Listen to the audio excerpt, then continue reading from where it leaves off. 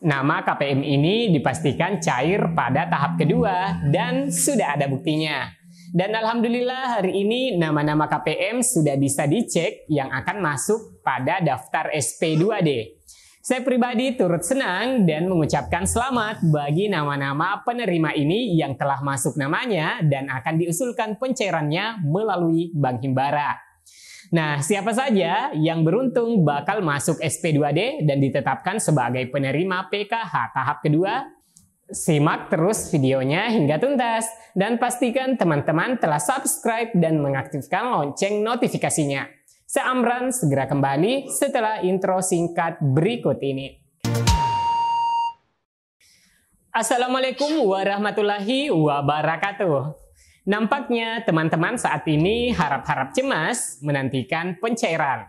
Harap bersabar ya teman-teman, karena tidak menunggu lama lagi dicairkan dalam beberapa hari ke depan nama-nama teman-teman yang lolos verifikasi sudah masuk pada tahapan SPM.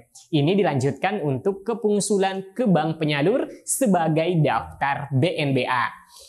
Nah teman-teman, perlu diketahui ya bahwa bulan April, Mei, dan Juni sudah dicanangkan pencairan PKH dan BPNT. Meskipun bulan April hampir di penghujung bulan dan merupakan bulan untuk periode triwulan kedua untuk penerima PKH dan BPNT, namun karena masih ada sisa kuota yang harus disalurkan pada bulan April ini, yaitu untuk penerima PKH baru dan BPNT untuk alokasi tahap sebelumnya yang masuk KKS maupun penyalurannya melalui PT Pos, dan pencairan untuk tahap kedua menunggu beberapa saat lagi prosesnya di Bank Himbara, teman-teman. Nah, bagi teman-teman yang beruntung dilanjutkan kepesertaannya pada program bantuan atau PKH tahap kedua ini sudah bisa dilihat statusnya, yaitu PKH April-Juni 2023 keterangan SPM. Dan alhamdulillah yang sudah SPM ini akan berlanjut menjadi status di SK-kan sebagai calon penerima bansos. Dan hal ini sudah bisa dilakukan pengecekan melalui aplikasi 6NG. Jadi teman-teman, untuk memastikan apakah sudah masuk statusnya sampai di mana, apakah sudah berubah ke PKH April-Juni, demikian juga keterangannya apakah sudah SPM atau sudah di SK-kan.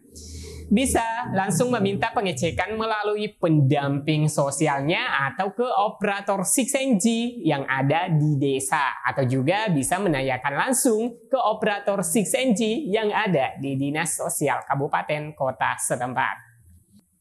Nah teman-teman, tentunya ini merupakan kabar menggembirakan bagi nama-nama ini yang muncul sebagai penerima program Keluarga Harapan tahap kedua untuk alokasi April, Mei, dan Juni 2023 yang sudah ada keterangan SPM dan selanjutnya akan terbit SP2D, yaitu semacam surat perintah penyaluran dana. Dalam hal ini bantuan PKH akan segera masuk ke rekening teman-teman. Dan alhamdulillahnya lagi, ternyata nama-nama penerima untuk tahap kedua PKH yang masuk SPM dilanjutkan sebagai nama-nama yang di SK-kan sebagai calon penerima pada tahap kedua ini.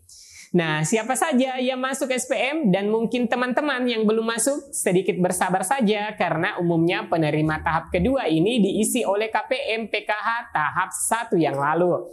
Dan bagi teman-teman pada saat pencairan lalu cair, maka peluang untuk mendapatkan kembali bantuan PKH-nya bisa saja berlanjut pada tahap kedua 2023 dengan syarat, yakni yang pertama nama-nama yang terdaftar pada New DTKS yang masih memenuhi syarat kepesertaan dan sudah valid atau terverifikasi dan tervalidasi merupakan warga miskin ataupun rentan yang telah ditetapkan sebagai penerima bantuan sosial PKH melalui SK Penetapan Direktorat Jaminan Sosial Keluarga tentang penetapan nama-nama keluarga penerima manfaat PKH pada tahap 2 tahun 2023.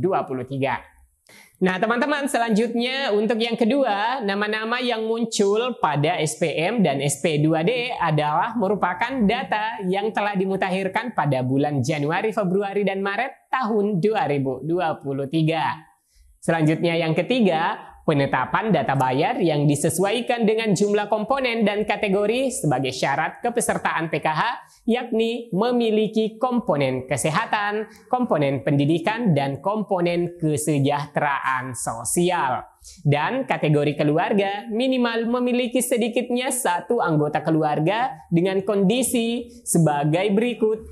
Yang pertama, kriteria komponen kesehatan. Untuk ibu hamil maksimal 2 kali kehamilan. Anak usia 0 sampai dengan 6 tahun maksimal 2 anak. Lalu yang kedua, kriteria komponen pendidikan terdiri dari anak sekolah dasar SD, madrasah ibtidaiyah, MI atau sederajat. Lalu anak sekolah menengah pertama atau SMP, madrasah sanawiyah MTS atau sederajat. Kemudian anak sekolah menengah atas atau SMA, madrasah aliyah atau sederajat. Selanjutnya anak usia 6 sampai dengan 21 tahun yang belum menyelesaikan wajib belajar 12 tahun. Lanjut teman-teman, kriteria yang ketiga yaitu kriteria komponen kesejahteraan sosial yang terdiri dari lansia atau lanjut usia mulai dari 60 tahun ke atas maksimal 1 orang dan berada dalam keluarga. Dan penyandang disabilitas berat, diutamakan penyandang disabilitas berat ya teman-teman, maksimal 1 orang dan berada dalam keluarga. Baik teman-teman, kita lanjut yang keempat. Nama-nama penerima PKH tahap kedua 2023 adalah nama-nama yang telah menerima bantuan sosial PKH pada tahap 1 2023 dan telah melalui proses verifikasi kelayakan pada aplikasi 6NJ. Peserta PKH yang dianggap layak jika kondisinya sebagai berikut. Nah, bukan sebagai pegawai negeri sipil PNS atau memiliki anggota keluarga PNS dalam kartu keluarganya. Selanjutnya, bukan juga sebagai TNI Polri atau memiliki anggota keluarga TNI Polri dalam kartu keluarganya. Dan bukan pula pensiunan PNS TNI Polri, serta tidak berstatus sebagai guru dan dosen. Juga belum sejahtera atau tergolong masyarakat yang kurang mampu. Selanjutnya, tidak keluar wilayah. Dan tentunya masih memiliki komponen kesehatan, pendidikan maupun kesejahteraan sosial. Nah, di sini komponen kesehatan bagi balita adalah yang terdaftar pada DTKS dan komponen ibu hamil adalah yang sudah terupdate pada aplikasi 6NJ. Untuk komponen pendidikan adalah anak sekolah, baik itu SD sederajat, SMP sederajat, SMA sederajat, dan datanya padan antara Disduk Capil, DTKS, maupun data Dapodik atau EMIS. Dan untuk komponen lansia adalah yang berusia 60 tahun terdaftar pada DTKS. Begitupun disabilitas adalah anggota rumah tangga penyandang disabilitas berat yang sudah diupdate datanya pada operator 6NJ.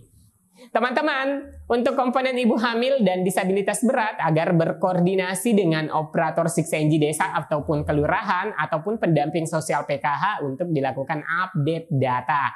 Karena saat ini untuk ibu hamil sudah bisa dilakukan pemutakhiran data jumlah bulan kehamilan pada aplikasi 6NJ. Begitupun dengan disabilitas berat agar dilakukan updating untuk mencatatkan jenis disabilitas yang disandang bagi KPM kriteria disabilitas.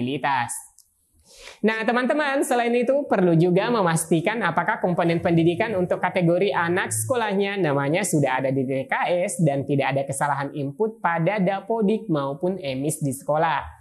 Begitupun juga untuk ibu hamil dan disabilitasnya sudah terupdate pada 6NJ. Untuk memastikan apakah tidak ada masalah dengan anggota rumah tangga yang menjadi kategori PKH dengan melakukan koordinasi pada operator 6NJ di desa kelurahan maupun dengan pendamping sosialnya yang bertugas di wilayahnya masing-masing.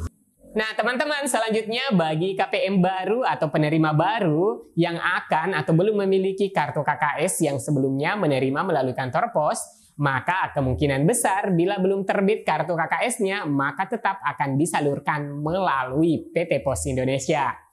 Nah, karena mengingat saat ini proses SPM dan SP2D bagi nama-nama penerima PKH tahap 2, ini berarti tinggal menghitung hari pencairannya. Semoga saja ya teman-teman paling lambat antara pekan pertama dan pekan kedua bulan Mei. Dan seperti biasanya pencairannya itu bergelombang. Jadi di sini tidak mesti di kota A cair, lantas di kota B juga bersamaan cairnya.